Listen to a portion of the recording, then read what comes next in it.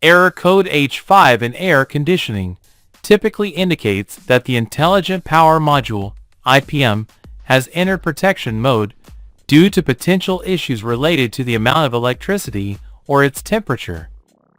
The IPM, located on the outdoor electronic board, is responsible for supplying and controlling electricity directly to the inverter compressor of the unit. This meaning applies to many brands of air conditioning, including Gree, Colin, Train, Godrej, Voltas, Bluestar, Sharp, Copper and Hunter, Mirage, Electrolux, Goodman. Some recommendations to resolve this fault code are: 1. Disconnect the equipment from the power supply for several minutes. 2. Reconnect the equipment and see if the error disappears. 3. If the error persists, check with a multimeter if the power supply voltage is normal. 4. A current consumption above normal can be related to electrical connection issues or loose contacts. You should check the condition of all cables. 5. Additionally, problems with the outdoor unit fan or lack of cleaning of the outdoor unit heat exchanger can cause system overpressure and excessive current consumption. Check the fan and clean it if necessary. 6. Electrical problems with the compressor can cause overcurrent consumption. Disconnect the compressor and, using a multimeter on the ohm scale, measure the electrical resistance between the pairs of pins on the compressor connector. All obtained values should be equal and should never read infinity. 7. Measure the electrical resistance between each pin and the compressor casing using the megohm scale. It should never show an electrical resistance value. It should always read infinity. This rules out current leakage to the ground. 8. Now, let's focus on the electronic controller of the outdoor unit. Check if its indicator LEDs light up or blink. 9.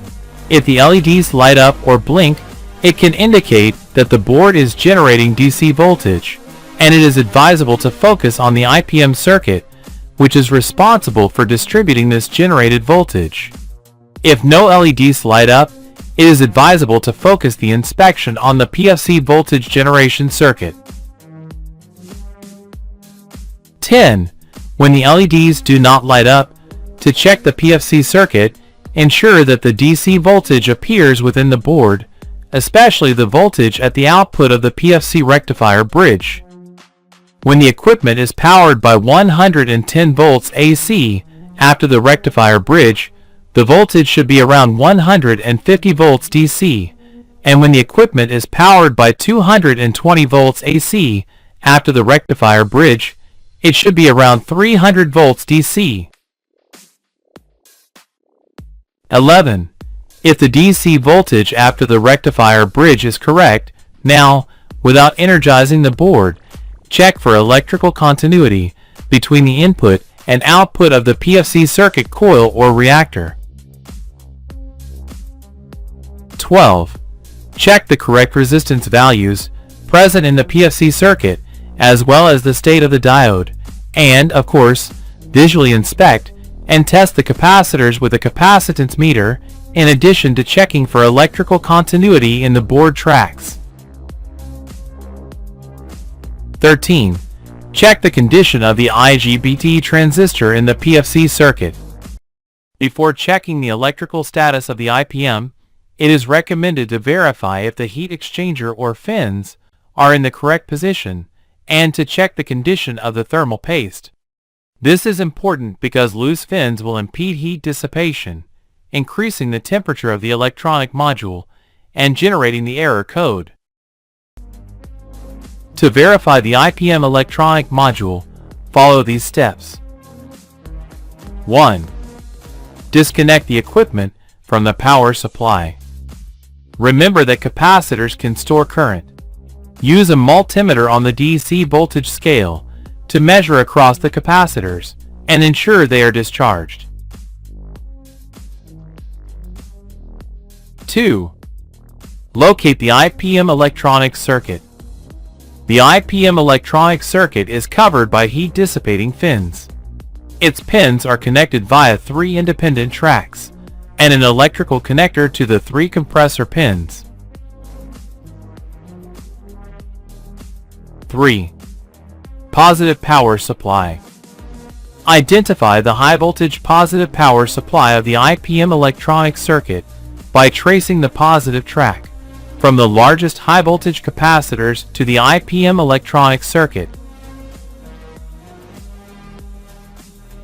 4. Negative power supply.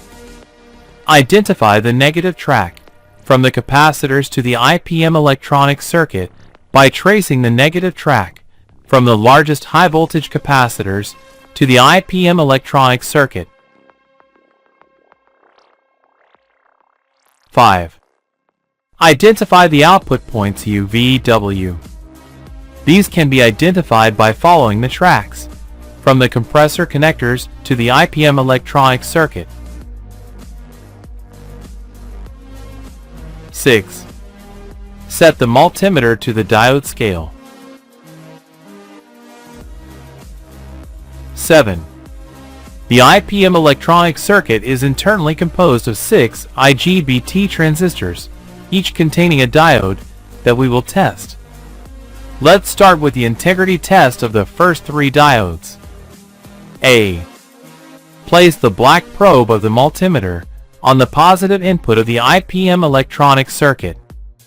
B. Use the red probe to measure the points U, V, W. C. The minimum voltage activation values should be around 0.45 volts for each measurement. D. The measurement obtained between the negative supply and each pin U, V, W should yield practically the same reading. Let's proceed with the integrity test of the last 3 diodes. A. Place the red probe of the multimeter on the negative input of the IPM electronic circuit. B. Use the black probe to measure the points U, V, W. C.